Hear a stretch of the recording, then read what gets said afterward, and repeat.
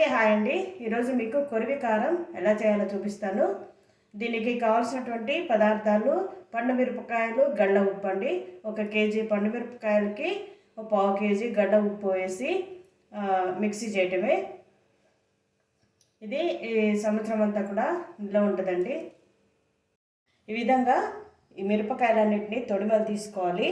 ఇందులో ఇట్లా మెత్తగా ఉన్నాయి తాలుకాయలన్నీ కూడా తీసేయాలండి.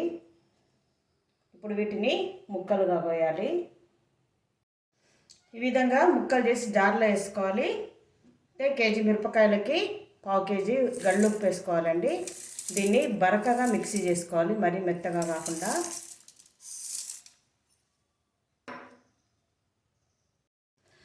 ఓకేనండి, పండు మిర్చి కారము రెడీ అయింది.